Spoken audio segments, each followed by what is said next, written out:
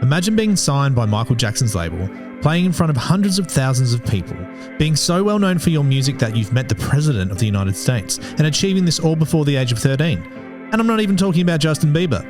I'm talking about this guy, Nathan Cavaleri. So join me as we learn more about Nathan Cavaleri on my journey of becoming a rock star.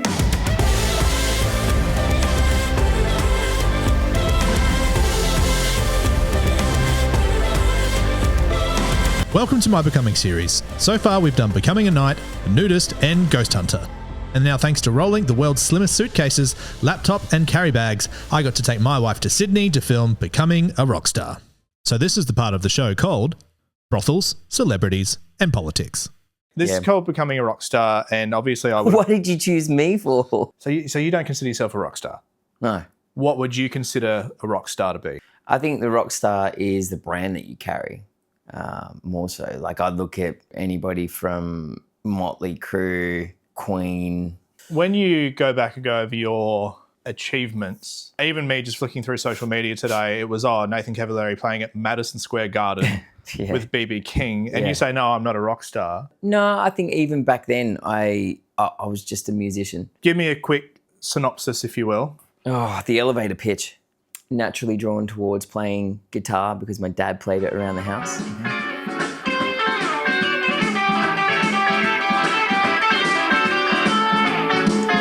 I remember once Frank coming up the back stairs from the garage and he walked in and he said, "This is really scary." I said, "Why?" And he said, "It's really scary. He's just getting things, he's picking them up too quickly." I developed those skills to a certain point. Had leukemia when I was a kid. You had what? Leukemia. What's leukemia? Cancer, childhood cancer. Okay. When they first told us that Nathan had leukemia, they said, number one, bad news is that he's got leukemia, which, you sort of feel as if you're being thrown up against the wall, literally. The wind just goes straight out of you. But the good news is he's got ALL, which is, out of all of the leukemias, that is the most easiest to treat. And I'd say that that's the reason why I developed such a deep connection with music, because before that it was fairly surface level and fun, playful, but that allowed me to channel my emotions through music, through the guitar. What type of emotions were you feeling? How old were you when this was happening? 6. And my parents kept me in the dark that I was essentially fighting for my life. And I'm glad that they did, like in hindsight. I'm not sure how a 6-year-old is going to be able to cope with the idea that they might die. Nathan Cavaleri is in remission at the moment. The 7-year-old was told 12 months ago he had leukemia and since then has undergone gruelling treatment to battle the disease. It can make you sick. And it's probably one of the worst disease you can get. So for me, the real challenge was the lumbar punches, the needles, the finger pricks, getting the pills thrown down my throat. Whatever emotion I felt in that moment, I would just express it through the guitar. And I'd say that's a good reason why the artists that I collaborated with later in my childhood, they would always be in awe of the type of player I was, because I was such a fiery, emotional player, and they didn't understand how a kid could play blues like that. That's why. Were you naturally talented, or was there any learning kind of... No, people would say, "Oh, you're a natural," which would drive me nuts because I wasn't. I worked really hard at it, at building that skill. When you ask my parents, the only thing natural was my passion to play and my work ethic. That's kind of what started playing guitar, not necessarily what made you known as a guitarist. That's right. That was through the Starlight Foundation. You wanted to meet your guitar hero, Mark Knopfler. What about a jam in B flat using the 7th and 9th chords? We played in a really, really huge rehearsal studio, and the acoustics were excellent, and we jammed for 2 hours. It was really good. Was it from that experience there that everything exploded, or was it a gradual build? No, it went boom like that. Really? Yeah. So the next week it was you were getting phone calls? Hey, Saturday, midday show, the busking went off. So what do you mean by the busking went off? Where were you busking before? I was busking out front of my mum's coffee shop, which was below a brothel, which I found out later. You'd see guys walking past getting so frustrated that now all of a sudden there's a big crowd out front of the entrance of what should be a discreet entrance. Now we're about to meet a young fella by the name of Nathan Cavaleri. Nathan Cavaleri! Nathan Cavaleri, everybody.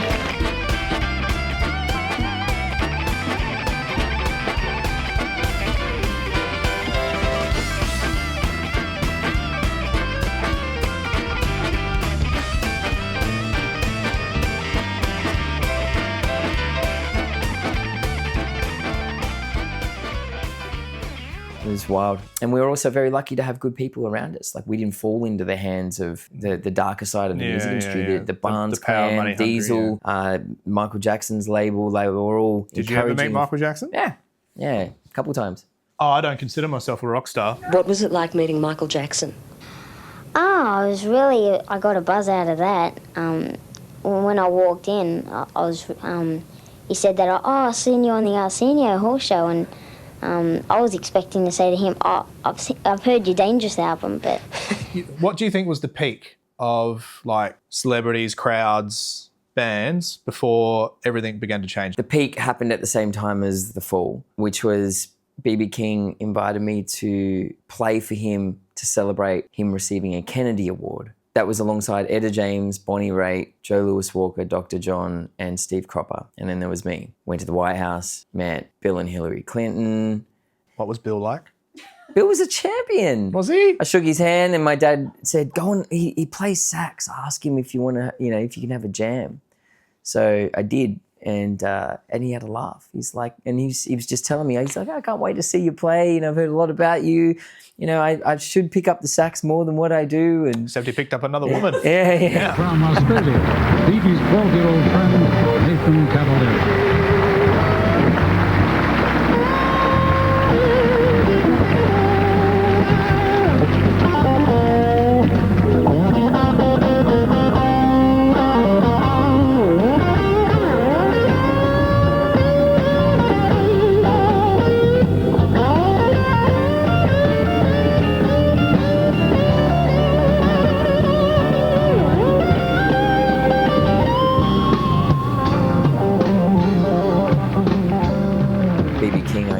Listening to his records.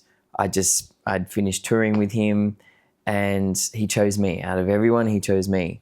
But the reason why it was a fall was because this was happening at the same time that I was getting a lot of shit in high school and starting to feel a little bit embarrassed by my name. And what really cemented that and messed with me psychologically is that I was side of stage, just about to go on, and I was quite nervous. And Steve Martin, the actor, comedian, comes up to me and he's like, hey, little buddy, what are you doing here? And I say, I'm here to play for B.B. King. And he's like, wow. And he said, and whose signature you got on the guitar? Now, Peavy had made me my own signature series guitar. Yeah. And I didn't really like it because, back to this whole rock star thing. I didn't like the rock star thing. I didn't want any of that. And here I've got my signature on the guitar and not really particularly proud of having a signature there. And so Steve Martin asked about it and I didn't want to admit it was mine, but I didn't want to lie. So I said, it's actually mine. And he just went, oh, okay.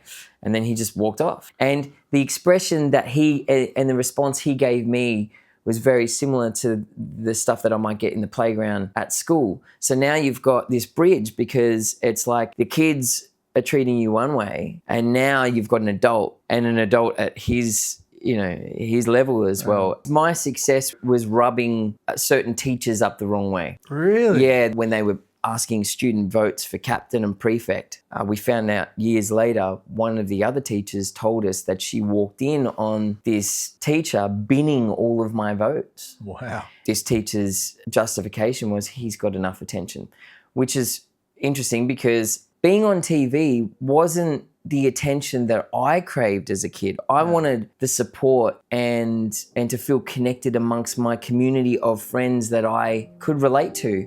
That's a different world. Whenever I would come back from school after being on TV, it just felt like I couldn't quite relate to my peers just that little bit more until I felt this huge distance. And there was always a divide. There was always a divide with the teachers. There were the teachers that backed me and supported me and celebrated it. And then there were others like, he's not special, we need to bring him down here. I just wanted to blend in. I don't want to talk about Hey Hey It's Adelaide. I don't want to talk about, playing with BB King. I want you to teach me how to play footy. I want to be a part of this. Did you have friends at school growing up and they were excited for you, then all of a sudden something changed? No, not really. You didn't have friends at school? No. It checks out. No. Yeah, it checks out. Primary school, thumbs up. They knew I was going through leukemia and I didn't really get teased about that. Occasionally I'd stand up to them and deal with it. You'd whip out a guitar and like... Yeah, no, I actually, I was pretty dark. Like I'd fuck with them pretty hard and I'm pretty embarrassed about it. I want to hear it. Come on. Should I tell them? You should. Okay. A couple of groups of kids that used to tease me about losing my hair, right? And no matter what I did, because they were bigger, they wouldn't stop. And so I was starting to get a bit desperate about, making it stop because it was embarrassing. So they approached me. I lost my shit. I took my hat off. I started pulling clumps of my own hair and jamming it into their face and rubbing my hair into their face and pushing it down their mouth. And then they stopped teasing me. That's awesome.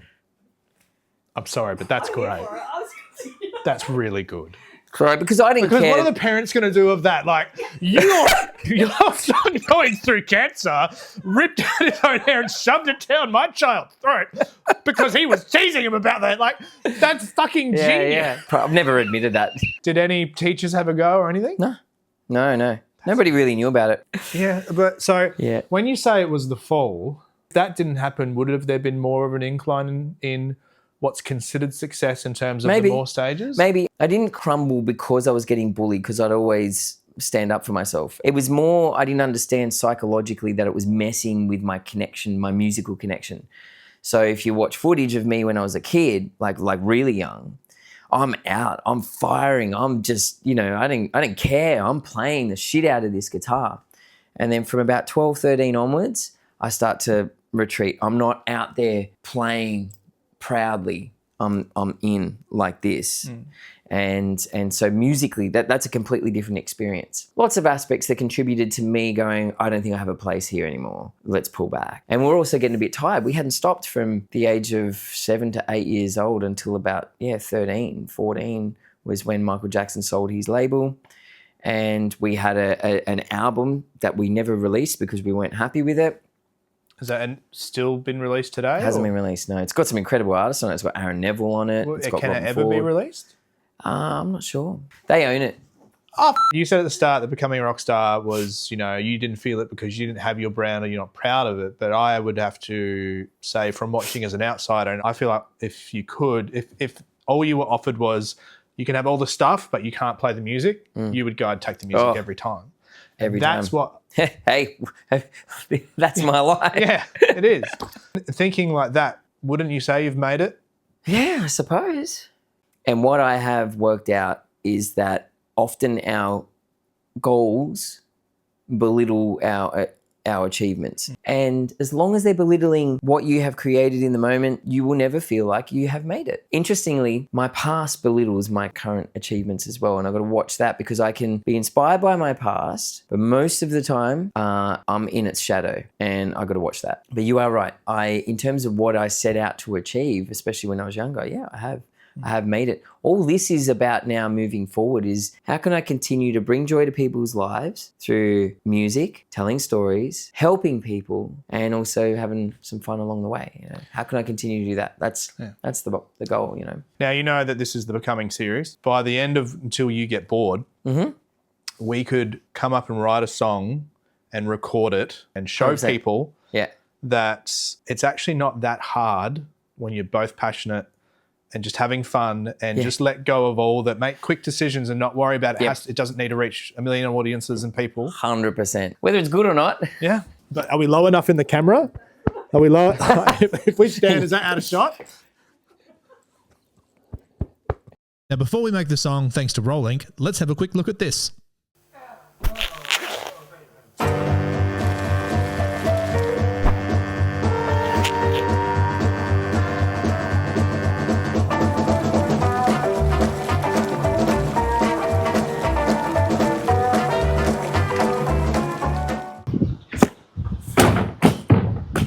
Wait, your suitcase doesn't fold flat? It doesn't fold flat. This suitcase folds to 11.5 centimetres for hassle-free storage. Bye. Hey babe, I bought a suitcase that we can fit under the bed. The world's slimmest foldable luggage. Let's go.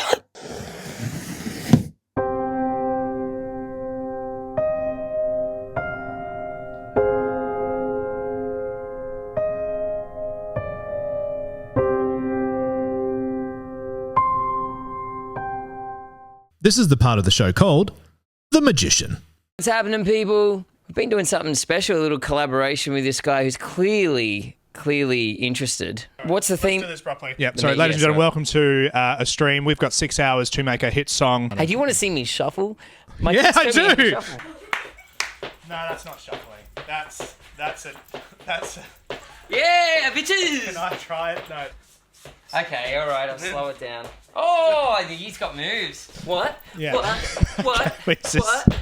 We've now got 4 hours left. We didn't consider your age when you started shuffling. So what I think we should do is start off with trying to find our chorus hook, if you will. Mm-hmm. Also, we should consider what is the main thing that people write songs about. Thanks to Rolling, we got the suitcase in the background. Whoa, she ain't got she ain't got you. Yeah, cool. And this would be exactly. She ain't know you. Are you singing to yourself? Or She ain't know you. She ain't know you. She ain't know you. So maybe you're having an affair? Are we having an affair? Oh, yes, that's a great idea. So you're chatting to your mate's wife. Yeah. And then what happens? But there's also another deep-seated thing about your mother in there as well. My mother or your mother? Both! No, you. She ain't know you!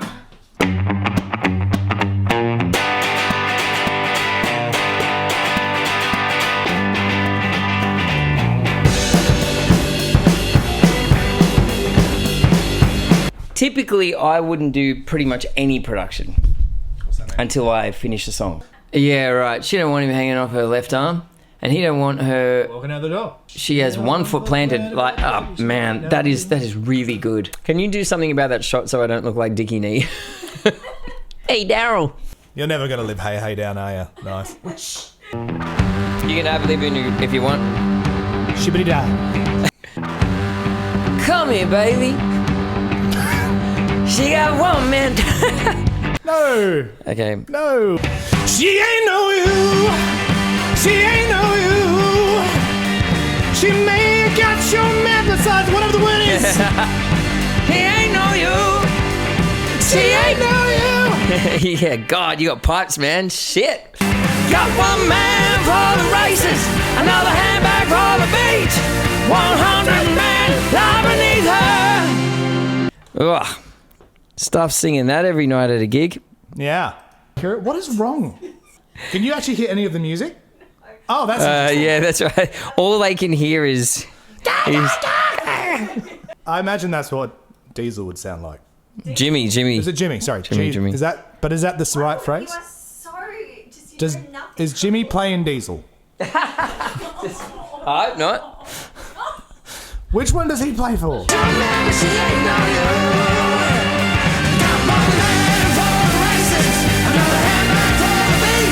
Now, at this point, I felt like it was fun. Yeah. But during that period, yeah, I was like, there was some grind. There was some real grind. And I could sense it, and I'd be like, I'm not being helpful at all. I'm not being helpful at all. No, but that's the creative process. There was a definite point when things just went, yeah. Even just with how it works as a duo. Duos are fun. Yeah. Yeah, that was great. Oh, dear. Thank you, though. That was really, really cool. This was such an incredible experience for me. To hear the story of Nathan as a child battling cancer and finding a way to express himself and showing all of his emotion. To feeling heartbroken at the thought of those who cut him down, those people that should have supported him. To hear the journey of how he pushed through his physical and mental health after his childhood fame. To see what Nathan has become, not just as an entertainer, but who he is as a person, scars and all. Going through this edit, I got so emotional to see the passion and the fire that he had as a child, and now to see it again as an adult. To me, being a rock star isn't about fame, it's not about money. It's not about what you get from others, but what the music gives you. After everything that life throws at you, you still find a way to get through to the other side with a passion that's outmatched. And if you ever get to see Nathan live, you not only see it, you'll feel it. That's why I believe that Nathan Cavaleri is a rock star.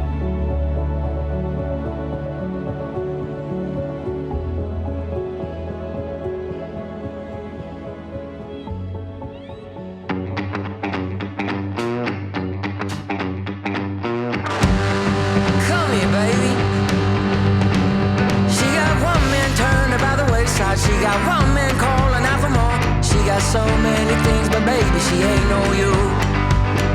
She don't want him hanging off her left arm. He don't want her walking out the door. She has one foot planted, but hey, she ain't no you.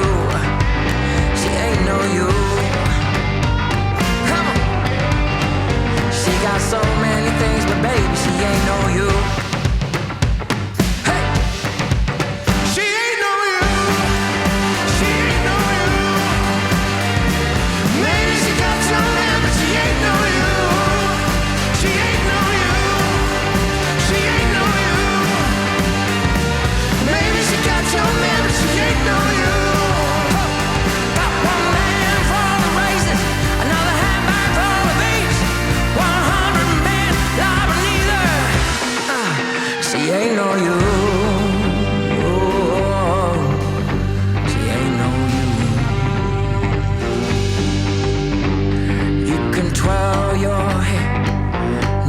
Fancy shoes, pretty lipstick everywhere, but that won't face the truth.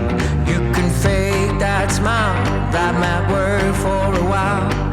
Tell your lies and compromise if that's what you wanna do.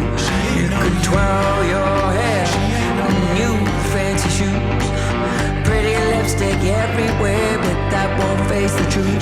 You can fake that smile, that might work for a while. And tell your lies and compromise if that's what you wanna do. You can twirl your hair, new fancy shoes, pretty lipstick everywhere, but that won't face the truth. She ain't no you. She ain't no you. She ain't no you. She ain't no you. Maybe she got your man, but she ain't no you. She ain't no you. She ain't no you. She ain't no you. She ain't no you. Maybe she got your man, but she ain't no you.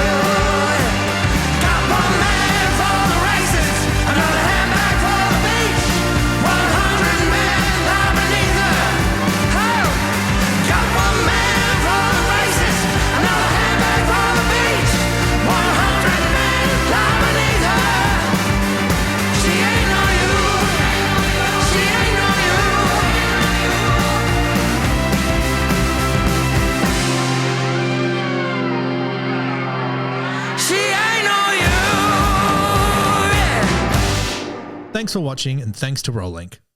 Here's one more ad. Why are you showering with a suitcase? It's okay. It's Rolllink's waterproof suitcase. No, water resistant, not waterproof.